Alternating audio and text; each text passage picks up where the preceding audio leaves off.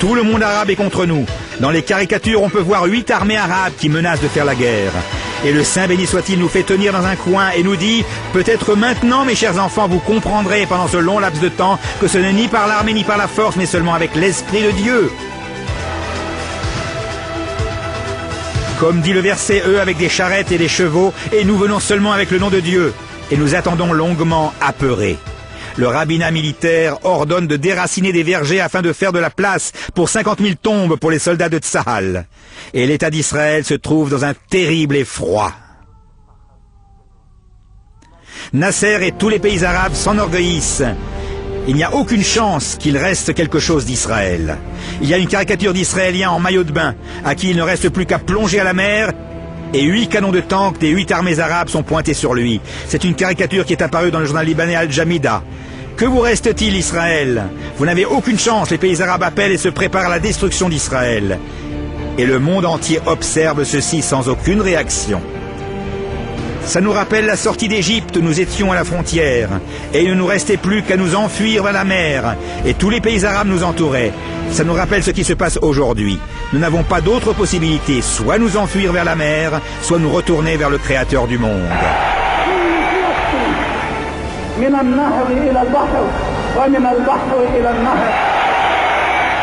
Le 5 juin 1967, Israël est entouré de toutes parts, et la guerre commence. Le front égyptien, jordanien, irakien, l'Arabie saoudite, des guerriers issus des terroristes palestiniens, le front syrien et le front libanais. 7h46, les avions de l'armée de l'air attaquent les aéroports dans le Sinaï en Égypte et en moins de 2 heures, 450 avions ennemis sont détruits. 8h15, la division Tal sort en direction du sud de la bande de Gaza et vers le site de Rafah. 10h15, la brigade numéro 7 part en direction de Khan Younes. 19h, 2 régiments de tanks de la brigade numéro 7 pénètrent à El Arish. Le 6 juin à 6h du matin, la division Sharon finit de prendre possession de Maharoum Katef et Abu Aghela. 13h, Gaza est conquise. 16h, Ras El Nakeb est conquise. 18h30, le carrefour de Jabel Nib est conquis. 20h, l'armée égyptienne reçoit l'ordre de se retirer. En 2 jours seulement, ce front est terminé. De l'autre côté, il y a le front jordanien face à Jérusalem.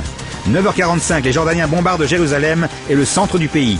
12h, des avions irakiens et jordaniens attaquent Israël.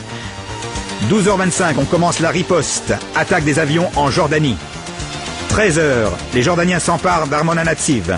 15h, Israël attaque l'aéroport A3 en Irak et le détruit complètement. 15h30, on reprend Armon HaNatsiv. 9h26, Tzur Bacher et Moutzava Pahamon sont conquis. 19h30, des canons jordaniens bombardent Tel Aviv. Le 6 juin à 3h du matin, Latroun est conquise. 5h30, la brigade numéro 45 pénètre dans Jenin. 6h15, les parachutistes de la brigade numéro 55 s'emparent de Givat Atach-Moshet. 8h du matin, la conquête du nord de Jérusalem est terminée. 10h du matin, c'est Givat HaMiftar.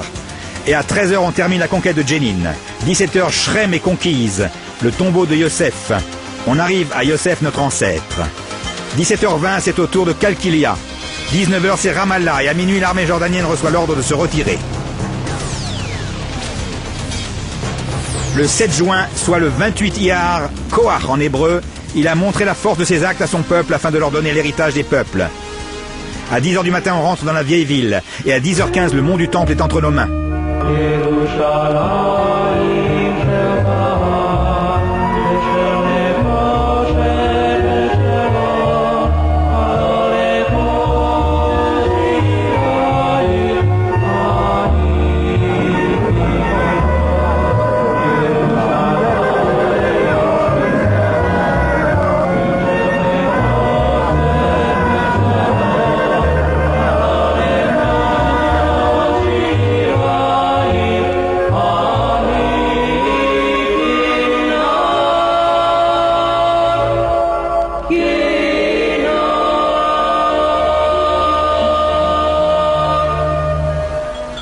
13h, tout le carême est conquise. À midi, le combat est terminé. Que faire maintenant? On reçoit l'ordre de se diriger vers le Gush Etzion et à 18h, Gush Etzion est conquise. À 19h30, Jéricho est conquise. Remarquez bien, à 9h45, le front jordanien a commencé et à 10h15, le mont du Temple est déjà entre nos mains. après 24 heures et demie. Comment un peut-il poursuivre 1000 et 2 mettre en fuite 10 000? En 3 jours, la vieille ville, Tulkarem et Shrem sont entre nos mains. On commence la semaine avec une guerre et mercredi, presque tout est entre nos mains. On reçoit l'ordre de conquérir Hebron à 6 heures du matin et à 6h30, Hebron est conquise. Le 8 juin à 13h, la guerre est terminée. Et que reste-t-il? En 4 jours, tous les fronts ont été achevés. Il ne reste plus qu'un front, le front syrien. Le front syrien était complètement abandonné. Les avions syriens ont attaqué Haïfa et Rosh Pina, mais nous n'avions pas assez d'armées pour riposter. Le 9 juin, 4 jours après le début de la guerre, à 7h20 du matin, le ministre de la Défense ordonne d'attaquer le Ramat Golan. À 11h30, la brigade numéro 8 se prépare et commence le combat contre les Syriens dans le nord de Ramat Golan. À 11h30, début du combat. À 18h30, cessez-le-feu. 7 heures de combat et la guerre est terminée. C'est la fin de la 7e année. Comme il est dit, la 6e année, il y aura des bruits, la 7e, ce sera la guerre, et à la fin de la 7e, le Mashiach vient. Qu'avons-nous dit au Saint béni soit-il? Avons-nous dit au Saint béni soit-il, merci beaucoup pour tout ce que tu as fait?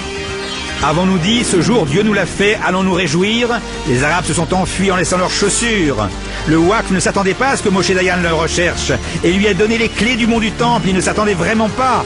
Et seulement 7 heures en finir avec le front syrien, 24 heures et demie avec le front jordanien, Shrem en 2 heures, Jenin en 1 heure.